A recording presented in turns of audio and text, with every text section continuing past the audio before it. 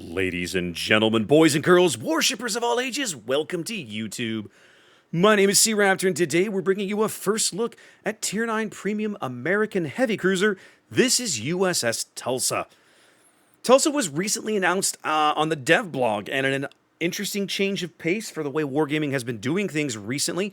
We've been granted the ship on public test, so this is actually on the 10.8 test server to look at and make little video content like this and show you guys the ship this far in advance. Once upon a time, this is how Wargaming did it. Back in like 2019, 2018, when I was doing first look videos, we would do them on the public test server. Somewhere along the way, that got discontinued, and we started doing them at the same time the ship entered super testing. Now we're maybe seeing, hopefully, a little bit of a step back to the way things were, and we can get you guys a look at this ship early. Now remember, if we're looking at this on PTS, it means the ship is going through its first phase of testing, which means everything I'm about to show you probably going to get tweaked somewhere along the way. So keep your eye on the dev blog. If you're here looking at this video and it's time trying to decide whether you want to buy the ship or not, make sure you understand the changes that have been made since this video was done, because this video is being made as the ship is entering the testing cycle. It'll probably get a few changes along the way. Now, if you remember a few weeks ago, we did a video on Tier 8 American Premium USS Rochester and noted that she was the first of the Oregon City-class heavy cruisers to come to the game.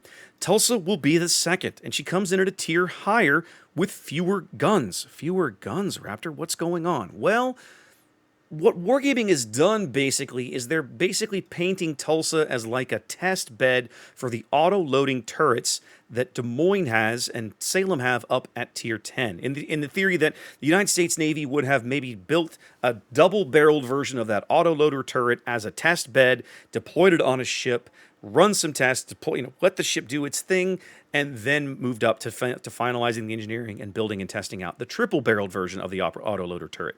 So basically, that's what Tulsa is in a nutshell. She is like a proto Des Moines kind of, but it's on a different hull with a different barrel count, and it makes her a very unique ship. She actually compares pretty favorably to USS Buffalo, which is the tech tree heavy cruiser at Tier 9, and we're going to talk about that fairly extensively as we go.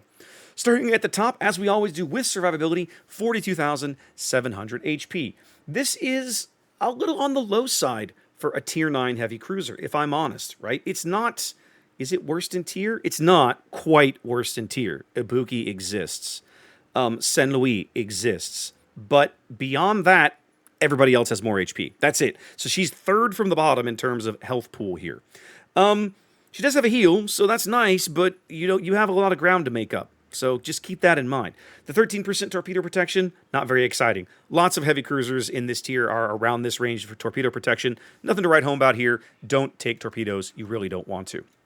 Okay, we looked at the Oregon City class armor scheme on the Rochester video. Very little should have changed here. We're looking at 152 millimeter belt. Again, this is remember the Oregon Cities are basically an improved Baltimore class. So the armor scheme is largely the same, right? Baltimore has the 152 millimeter belt with this kind of forward lower step down here over the forward magazines.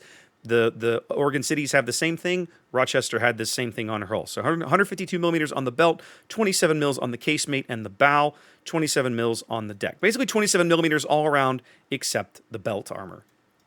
The 27 millimeter bow does mean that she'll be able to stand up to some of the 15-inch battleships that she will encounter, especially when she's top tier. But as you start to see more Tier 10 battleships, that bow armor is not going to do you as much as you would like. So just keep that in mind. Des Moines, I believe, suffers from the same kind of problem, right? So, it shouldn't be anything shocking, right?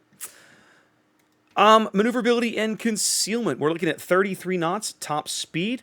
Pretty solid, fairly average for the tier, right? Nothing to get super excited about, but it's nice to know that she's keeping up with the contemporaries. Buffalo is also 33 knots, 750 meters on the turning circle, 10.5 on the rudder shift. She handles pretty well by the numbers, right? If I had to try and run a comparison here to give you an idea of somebody that she might handle similarly to, Brindisi is probably the closest thing with a 730 turning circle and also a 10.5 rudder shift, and Brindisi handles pretty good. Right? Brindisi is one of the better handling Tier 9 heavy cruisers. So if Tulsa handles like that, I'm going to be pretty happy with this ship, let me tell you. 11.7 detection on the surface with her permanent camo installed. Totally naked, this ship comes in at a 12.1. You can get her down to 9.5 at a full stealth build. That is best in tier, ladies and gentlemen. best in tier. No other tier 9 cruiser can get this stealthy. She steals this crown away from tier 9 British cruiser HMS Drake, which used to have it at 9.6. Ibuki is even 9.9. So, Tulsa here, stealthy little minx. Nice to see. Definitely can do some mean things with this ship, I think, as a result. So I'll be curious to see how that plays out. But definitely a feather in her cap, something in her favor there. Nice to see that. Now, as we were intimating earlier, the main battery is built around 3 double-barreled 203mm turrets. But like we were talking about, these are not manually loaded guns. These are basically auto-loaders like you find on Des Moines. So these are a 5.5-second reload. So when you compare her to Buffalo, for example, over in Tier 9, she actually, despite having half the number of barrels as Buffalo does, she out-DPMs Buffalo because her reload is more than twice as quick. Buffalo has 12 barrels that reload in 12 seconds. Tulsa has 6 barrels that reload in 5.5 seconds. So that gives her a nice leg up on the tech tree competition. There's some things that Buffalo does better, and we'll point those out as we go. But DPM, Tulsa has a slight edge. Okay. Now, one thing that Tulsa doesn't have is range. You see there are 14.9 kilometers on the main battery range. That feels kind of bad. But at the same time, the American heavies are not really known for their range. It's just not what they do well. So that's not really shocking. These are the same super heavy AP shells you fire out of Buffalo's guns, so all of that is the same, including the shell velocities. So if you're used to firing Des Moines guns, if you're used to firing Buffalo's guns, these are going to feel exactly the same. They're just going to fire a lot faster. They're going to fire like Des Moines guns. You're just going to be putting fewer shells out than you're used to when you play a DM. I'm really interested to see how this fares at Tier 9, right? Imagine, Des Moines only sees Tier 8 opponents. It's the worst you can see, but this thing will see the occasional Tier 7 game. This thing should, with the AP on this thing, it'll make mincemeat of some of the Tier 7 cruisers. Like, that's going to feel really bad if you're a Tier 7 cruiser. This thing will scare the bejesus out of you. I can't wait. I can't wait. It's going to be fun. And let's have a look at her AA defenses, because she's an American ship. That's something else. She should do pretty well. She's got a 5.8 outer ring, pretty typical. 5 flak puffs, 1610 on the damage of the flak puffs themselves. Again, that is comparable to Buffalo and Rochester. Nothing really to get excited about there. Unlike Rochester's middle ring was all built around the 76.2 millimeter guns. You see here Tulsa opting for the more traditional 40 millimeter Bofors tubs. So her middle ring is not quite as strong as it's 326 compared to Buffalo's 371, but it's still pretty respectable. That's not awful for a mid-tier heavy cruiser. She does mount fewer of the Oerlikons than some of her contemporaries here. Her inner ring only coming in at 203. So, I mean, that's actually a little better than Buffalo. Maybe she mounts like one more gun than Buffalo does.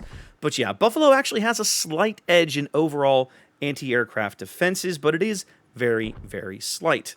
Compared to Rochester, she's actually, I think, a little worse than Rochester. I'd have to go look at, I don't remember the numbers, but that 76.2 millimeter should give Rochester a bigger punch. And of course, Rochester, if you remember, did not have any inner AA ring. She had no 20 millimeter Oerlikons.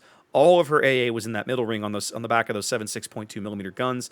So, I mean, technically you have, by pure raw DPS, you have more numbers here, but more effective AA is probably found on Rochester, if I'm honest. So I have to go look at the numbers again. I don't remember off the top of my head. Quick look over at consumables, because that's important when we're talking about a cruiser. Standard damage control party, because you're a ship in World of Warships.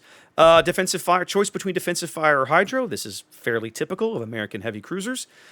You are stuck with surveillance radar. It's worth pointing out this is 9-kilometer surveillance radar, just like we saw over on Rochester. So you do not get the 10-kilometer surveillance radar that Buffalo has access to. That is one key difference between the two ships. You do get 35 seconds of duration that you can, of course, buff with modules and commander skills. And then, of course, you get a standard Tier 9 heavy cruiser heal here. Nothing exciting there. It's nice to have it, but, it's not one of the fancy British heals. It's just a standard heal.